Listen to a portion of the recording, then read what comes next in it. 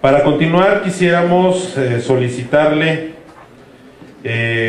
al compañero Juan Gabriel Galindo Pérez, que es secretario de organización de la UOCEM Jacinto López, que pudiera hacer uso de esta tribuna para plantear los puntos de vista de su organización.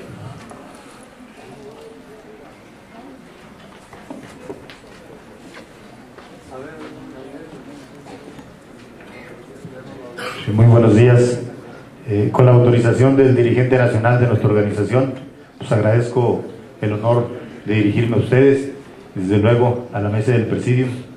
Primero, pues lamentar la ausencia del ingeniero Cárdenas, que hoy por hoy sería la opinión más válida, tal vez la voz más autorizada para hablar de la reforma energética y yo creo que más involucrada al campo. Felicitar al Congreso Agrario Permanente por la celebración de este foro, que trae a los delegados, a los representantes de los estados de las organizaciones, información muy valiosa que viene a conformar y a reafirmar la idea de la necesidad de la reforma energética en México, como muchas otras reformas que están alrededor del campo mexicano. Estos 2 días han sido muy importantes. Hemos escuchado el planteamiento de los funcionarios, de analistas, de investigadores muy inteligentes, que nos han dado con datos y con información de fondo cuál es la situación del campo. Sin duda quienes conocen mejor la situación del campo pues son ustedes, somos nosotros en nuestras regiones, en nuestras comunidades, en el ejido, y mucha de esa información a veces empata, a veces no, bajo los criterios del trabajo que desarrollamos allá donde están los campesinos. Y sin embargo, esta información, compañeros, nos lleva a la conclusión de que este gobierno que encabeza Calderón, quien sin duda ha mostrado compromiso con el sector agrario, que debe de irse profundizando. Yo recuerdo que en su campaña en San Luis Potosí dio a conocer 10 puntos para el campo. No hablaba de la reforma energética, hablaba de otras reformas en donde se pudiera modificar la situación que está alrededor de la producción, alrededor de la asistencia social en México. Yo recuerdo el primer punto era lo relativo al crédito, y todavía sigue siendo en México, sigue siendo en nuestras regiones el factor crédito, la limitante en la producción en el campo mexicano. Ayer estuvo el representante del Banco de Crédito Rural, de la Financiera Rural, una persona joven, inteligente, pero siento que todavía no se encuadran las formas para que el crédito llegue todavía al campo mexicano. Nosotros que venimos navegando diario con los diversos proyectos en las regiones, nos encontramos siempre con la limitante de que no hay crédito, ni la banca privada, ni la banca que estuvo diseñada. Aquel que creó el Banco de Crédito Rural tal vez le diera vergüenza de lo que queda ahora de la Financiera Rural. Yo creo que, embonando las partes, esta reforma energética es necesaria y es urgente en México.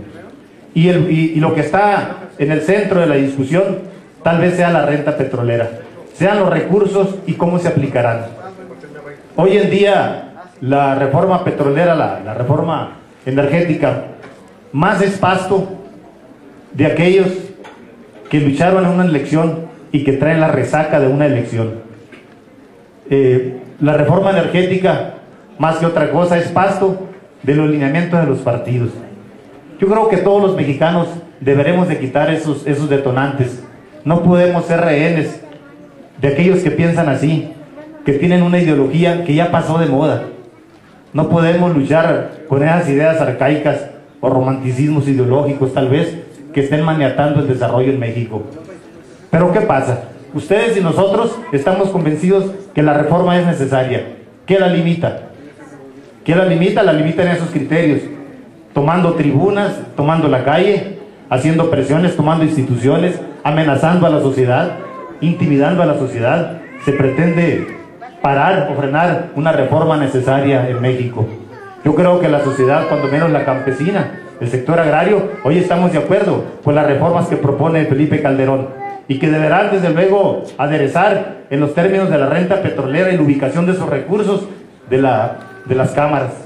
Deberá ser la Cámara de Origen, deberá ser la Cámara de Senadores quienes modifiquen y convenzan de qué forma y cuándo esa reforma se dará.